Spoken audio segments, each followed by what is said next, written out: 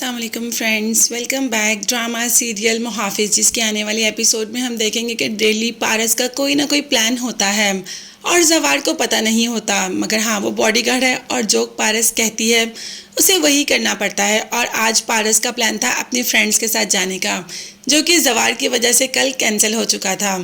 आज भी अपनी दोस्तों से मिलने के लिए जाती है और जवार बाहर ही इंतज़ार कर रहा होता है, मगर थोड़ी ही देर बाद पारस अपने दोस्तों के साथ होटल से निकलकर आती है। अब आते ही जवार से कहती है कि मेरा जूता बहुत गंदा हो गया, इसको साफ़ कर दो।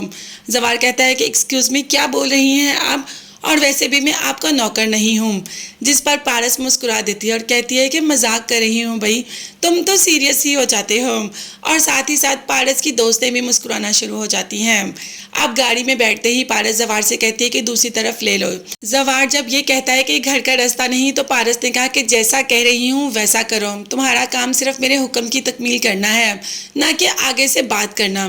खैर वहाँ ले तो जाता है जवार। अब वो होता क्या है, जी हाँ, पारस अपनी माँ से मिलने के लिए आती है, उसे फातिहा हानि करनी है।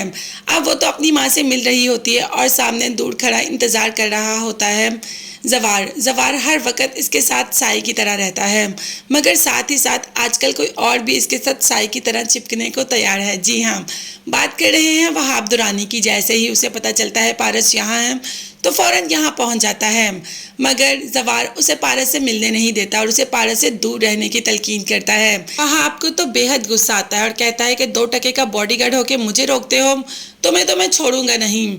जवार का कहना था कि आपने जो करना है कर लें, लेकिन इस टाइम मैं अपनी ड्यूटी पे हूँ और मैं पारस मैम को यहाँ से लेकर जा रहा हूँ तुम्हारी नाक के नीचे से। दोबारा हमारा पीछा करने की कोशिश मत करना। खैर पारस भी वहाब को देख लेती है और जवार पारस को यहाँ से लेकर चला जाता है।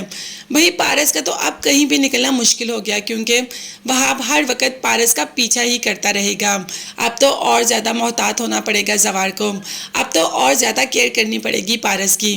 वैसे तो पहले भी अपनी जान से ज़्यादा ही हिफाजत करता था। वहाब ने कह दिया कि ये तो तुम्हें बहुत महंगा पड़ेगा, और ऐसा ही हुआ। जैसे ही रात को जवार घर जाने लगता है तो अपने आदमियों से कहकर जवार पर काफ़ी हैवी किस्म के वार करवा देता है कि जवार की तबीयत काफ़ी ख़राब होती है। इतनी ख़राब हालत में जल्दी से जवार को हॉस्पिटल तो ले जाते हैं हम। अब जवार को कुछ हुआ ये सुनते ही सारे घर वाले भी बेताब हो जाते हैं। रेशम भी फौरन गांव से आ जाती है। अभी इस बात का जैसे ही पता चलता है एहजाद को, तो वो इस बात का जिक्र पारस से भी करती है। पारस को बहुत दुख होता है और उसे वहां पर गुस्सा भी बहुत आता है। अपने बाप से कहती है कि मैं आज जाऊंगी जवार से मिलने के लिए, और बाप से किया हुआ वादा तो पारस कुछ भी हो जाए कभी भी नहीं तोड़ सकती, तो उसे जवार से मिलने तो आना ही है। वैसे वो खुद भी जवार से मिलने आना चाहती थी। जैसे ही जवार से मिलने आती है तो यहाँ सबके होश ही उड़ जाते हैं।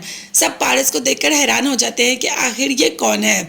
ये तो आगे जाकर खुद ही जवार बताएगा ये कौन है, मगर हाँ, तब तक के लिए आप चैनल को लाजमी सब्सक्राइब कर लीजिएगा, बेल आइकॉन भी प्रेस करें ताकि हर वीडियो आप तक बआसानी पहुंच सके। नेक्स्ट वीडियोस तक के लिए अल्लाह हाफिज़।